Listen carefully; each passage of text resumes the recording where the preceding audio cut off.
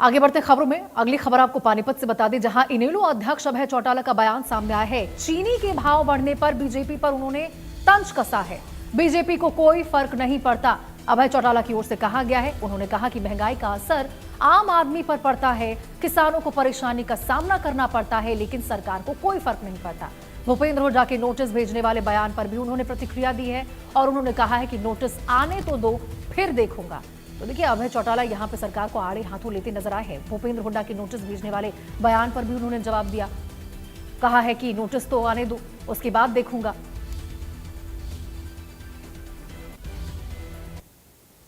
थी 27 तारीख को चौधरी देवीलाल जी का जन्मदिन है। हम कार्यकर्ताओं को जहां संगठन की जिम्मेवारी लगाने आए हैं, वहां 27 के लिए उनको ये कहने भी आए हैं कि आप 27 को चौधरी देवीलाल के प्रति श्रद्धा रखने वाले लोगों को ज्यादा से ज्यादा संख्या में नू में लेकर के आओ।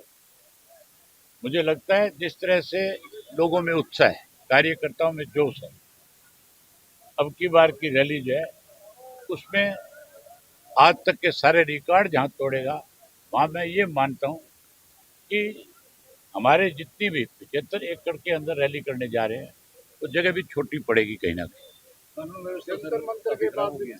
कानून व्यवस्था भी नहीं है। अगर कानून व्यवस्था ठीक होती तो आप मेरे से ये सवाल नहीं पूछते।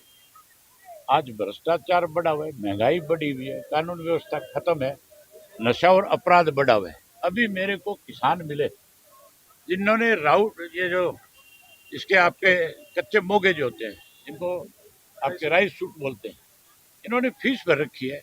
इनकी नहर बंद कर दी और वो मोगे पाड़ लिए, फीस उनसे ले ली। अगर सरकार किसान की हितैषी होती तो इस तरह की छोटी हरकतें नहीं करती, किसान को परेशान नहीं करती।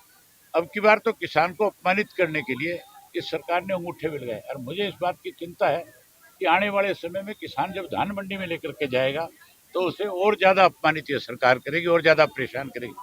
लेकिन हमने चौधरी देवीलाल की नीतियों पर चल करके हमेशा चौधरी देवीलाल ने गरीब, कमजोर, जिसको सरकार ने परेशान किया उसकी लड़ाई लड़ी। अगर धान की फसल में किसान को अपमानित करने का प्रयास किया तो फिर सरकार को कटघरे में लाकर के खड़ा कर।